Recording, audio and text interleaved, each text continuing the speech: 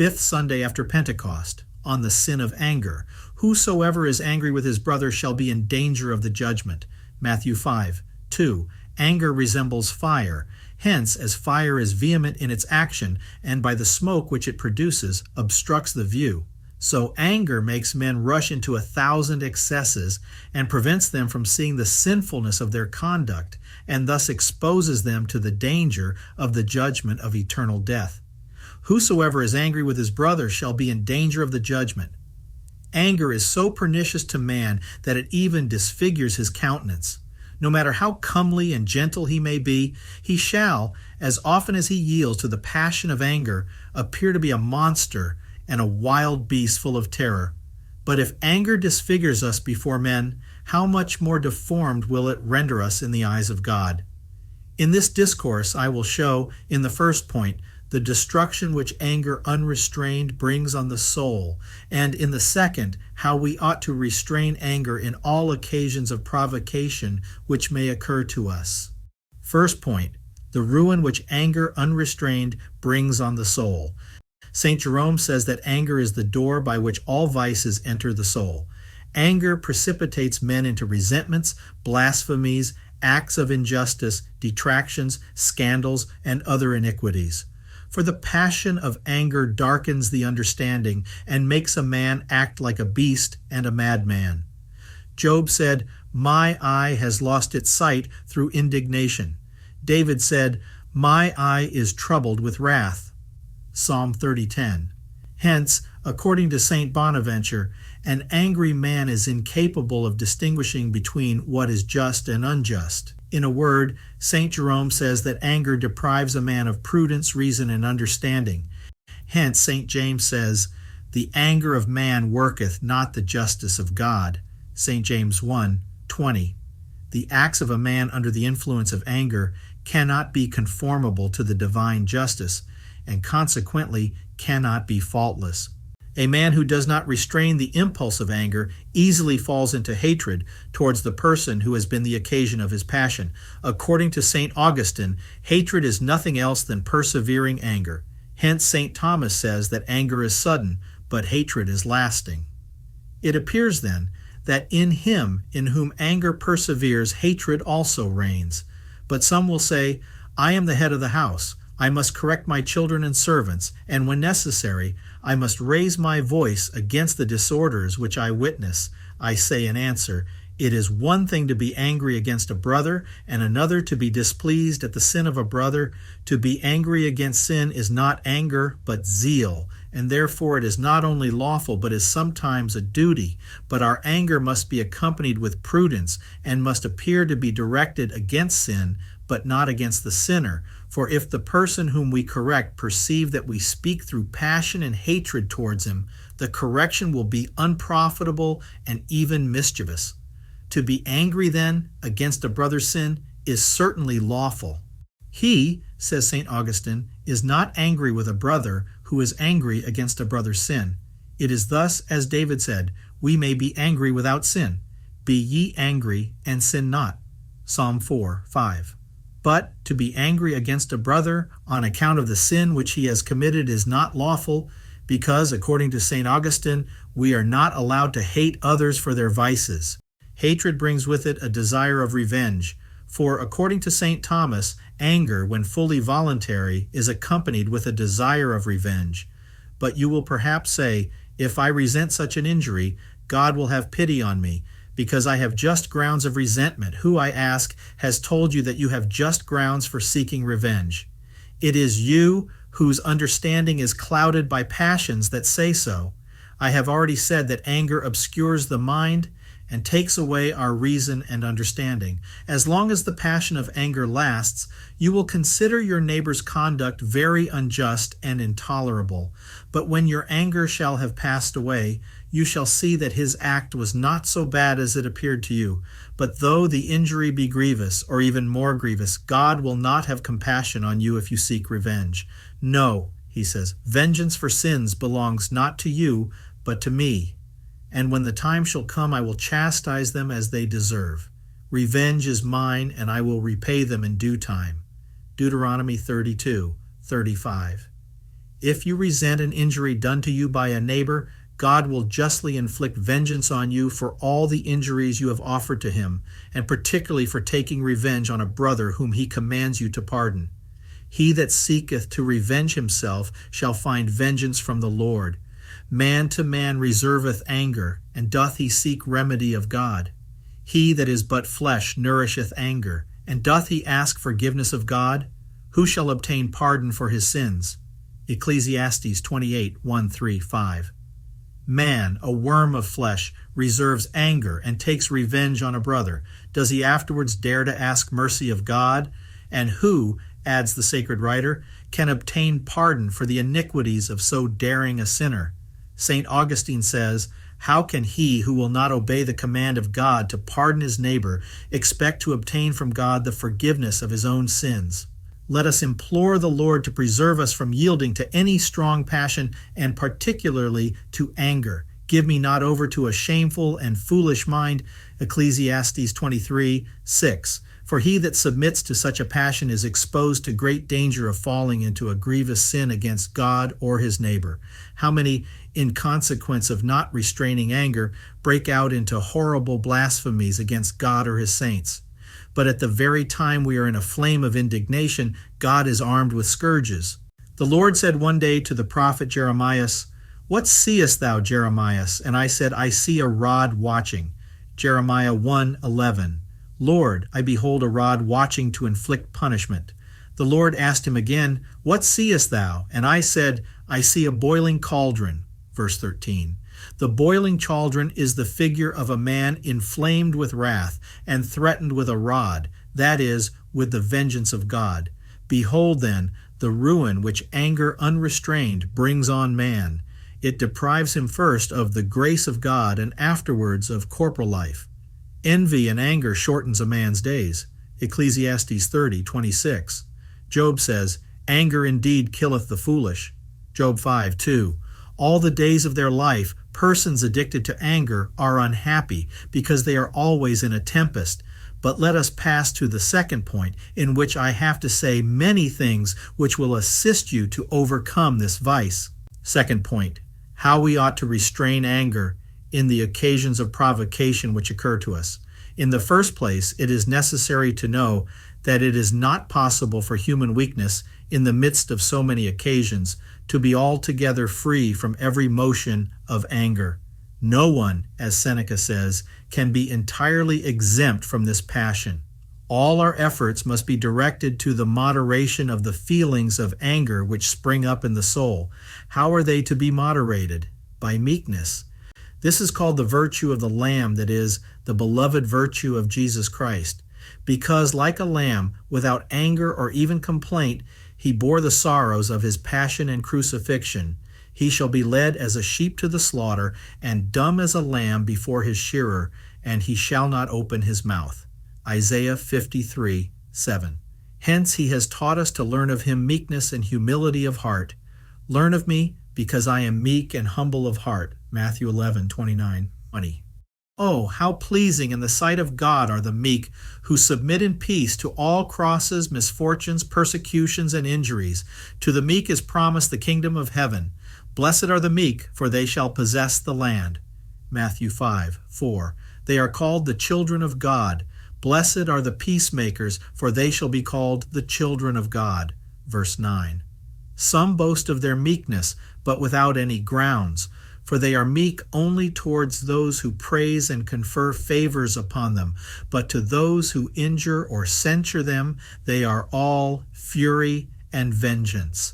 The virtue of meekness consists in being meek and peaceful towards those who hate and maltreat us. With them, that hated peace I was peaceful. Psalm 119:7. We must, as St. Paul says, put on the bowels of mercy towards all men and bear one with another. Put on ye the bowels of mercy, humility, modesty, patience, bearing with one another, and forgiving one another if any have a complaint against another. Colossians 3:12-13. You wish others to bear with your defects and to pardon your faults. You should act in the same manner towards them. Whenever then you receive an insult from a person enraged against you, remember that a mild answer breaketh wrath, Proverbs 15:1. A certain monk once passed through a cornfield. The owner of the field ran out and spoke to him in very offensive and injurious language. The monk humbly replied, "Brother, you are right. I have done wrong. Pardon me." By this answer the husbandman was so much appeased that he instantly became calm, and even wished to follow the monk and to enter into religion. The proud make use of the humiliations they receive to increase their pride, but the humble and the meek turn the contempt and insults offered to them into an occasion of advancing in humility. He, says St. Bernard, is humble who converts humiliation into humility. A man of meekness, says St. Chrysostom, is useful to himself and to others. The meek are useful to themselves because, according to Alvarez, the time of humiliation and contempt is for them the time of merit. Hence, Jesus Christ calls his disciples happy when they shall be reviled and persecuted. Blessed are ye when they shall revile you and persecute you. Matthew 5:11. Hence, the saints have always desired to be despised as Jesus Christ has been despised. The meek are useful to others because, as the same St. Chrysostom says, there is nothing better calculated to draw others to God than to see a Christian meek and cheerful when he receives an injury or an insult. The reason is because virtue is known by being tried, and as gold is tried by fire, so the meekness of men is proved by humiliation. Gold and silver are tried in the fire, but acceptable men in the furnace of humiliation. Ecclesiastes 2:5. My spikenard, says the spouse in the Canticles, sent forth the odor thereof. Canticles 1:11. The spikenard is an odoriferous plant, but diffuses its odors only when it is torn and bruised. In this passage, the inspired writer gives us to understand that a man cannot be said to be meek unless he is known to send forth the odor of his meekness by bearing injuries and insults in peace and without anger. God wishes us to be meek even towards ourselves. When a person commits a fault, God certainly wishes him to humble himself, to be sorry for his sin, and to purpose never to fall into it again, but he does not wish him to be indignant with himself and give way to trouble and agitation of mind. For while the soul is agitated, a man is incapable of doing good. My heart is troubled, my strength hath left me. Psalm 37:11. Thus, when we receive an insult, we must do violence to ourselves in order to restrain anger. Let us either answer with meekness, as recommended above, or let us remain silent, and thus, as St. Isidore says, we shall conquer. But if you answer through passion, you shall do harm to yourselves and others. It would be still worse to give an angry answer to a person who corrects you. Some are not angry, though they ought to be indignant with those who wound their souls by flattery, and are filled with indignation against the person who censures them in order to heal their irregularities. Against the man who abhors correction, the sentence of perdition has, according to the wise man, been pronounced. Because they have despised all my reproofs, the prosperity of fools shall destroy them. Proverbs 1:30, etc. Fools regard as prosperity to be free from correction, or to despise the admonitions which they receive, but such prosperity is the cause of their ruin. When you meet with an occasion of anger, you must in the first place be on your guard not to allow anger to enter your heart. Be not quickly angry. Ecclesiasticus 7:10. Some persons change color and get into a passion at every contradiction, and when anger has got admission, God knows to what it shall lead them. Hence, it is necessary to foresee these occasions in our meditations and prayers, for, unless we are prepared for them, it will be as difficult to restrain anger as to put a bridle on a horse while running away. Whenever we have the misfortune to permit anger to enter the soul, let us be careful not to allow it to remain. Jesus Christ tells all who remember that a brother is offended with them, not to offer the gift which they bring to the altar without being first reconciled to their neighbor. Go first to be reconciled to thy brother, and then coming thou shalt offer thy gift. Matthew 5:24. And he who has received any offense should endeavor to root out of his heart not only all anger, but also every feeling of bitterness towards the persons who have offended him. Let all bitterness, says St. Paul, and anger and indignation be put away from you. Ephesians 4:31. As long as anger continues, follow the advice of Seneca. When you shall be angry, do nothing, say nothing, which may be dictated by anger. Like David, be silent and do not speak when you feel that you are disturbed. I was troubled and I spoke not. Psalm 76:5. How many, when inflamed with anger, say and do what they afterwards, in their cooler moments, regret and excuse themselves by saying that they were in a passion? As long, then, as anger lasts, we must be silent and abstain from doing or resolving to do anything, for what is done in the heat of passion will, according to the maxim of St. James, be unjust. The anger of man worketh not the justice of God. St. James 1:20. It is also necessary to abstain altogether from consulting those who might foment our indignation. Blessed, says David, is the man who hath not walked in the counsel of the ungodly. Psalm 1:1. To him who is asked for advice, Ecclesiasticus says, if thou blow the spark, it shall burn as a fire, and if thou spit upon it, it shall be quenched. Ecclesiastes 28:14. When a person is indignant at some injury which he has received, you may, by exhorting him to patience, extinguish the fire. But if you encourage revenge, you may kindle a great flame. Let him then, who feels himself in any way inflamed with anger, be on his guard against false friends, who, by an imprudent word, may be the cause of his perdition. Let us follow the advice of the Apostle. Be not overcome by evil, but overcome evil by good. Be not overcome by evil. Do not allow yourself to be conquered by sin. If through anger you seek revenge or utter blasphemies, you are overcome by sin.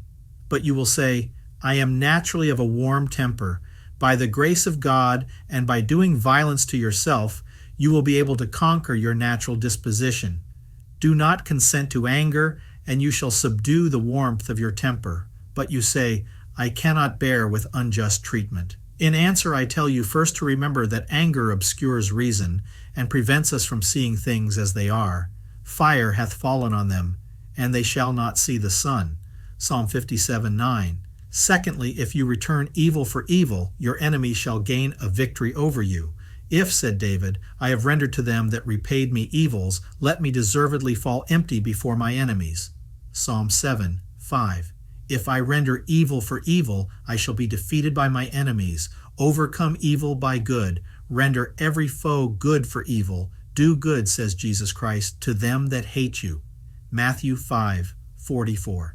This is the revenge of the saints, and is called by St. Paulinus heavenly revenge. It is by such revenge that you shall gain the victory, and should any of those of whom the prophet says, the venom of asps is under their lips, Psalm 139:4. Ask how you can submit to such an injury. Let your answer be, the chalice which my Father hath given me, shall I not drink it? John 18:11. And then, turning to God, you shall say, I opened not my mouth because thou hast done it. Psalm 38:10. For it is certain that every cross which befalls you comes from the Lord. Good things and evil are from God. Ecclesiastes 11:14. Should anyone take away your property, recover it if you can. But if you cannot, say with Job, the Lord gave and the Lord hath taken away. Job 1:21. A certain philosopher who lost some of his goods in a storm said, if I have lost my goods, I will not lose my peace. And do you say, if I have lost my property, I will not lose my soul? In fine, when we meet with crosses, persecutions, and injuries, let us turn to God, who commands us to bear them with patience, and thus we shall always avoid anger. Remember the fear of God, and be not angry with thy neighbor. Ecclesiastes 28:8. Let us give a look at the will of God, which disposes things in this manner for our merit, and anger shall cease. Let us give a look at Jesus crucified, and we shall not have courage to complain. St. Eleazar, being asked by his spouse how he bore so many injuries without yielding to anger, answered, I turned to Jesus Christ, and thus I preserve my peace. Finally, let us give a glance at our sins, for which we have deserved far greater contempt and chastisement, and we shall calmly submit to all evils. St. Augustine says that though we are sometimes innocent of the crime for which we are persecuted, we are nevertheless guilty of other sins which merit greater punishment than that which we endure. Ave Maria Stella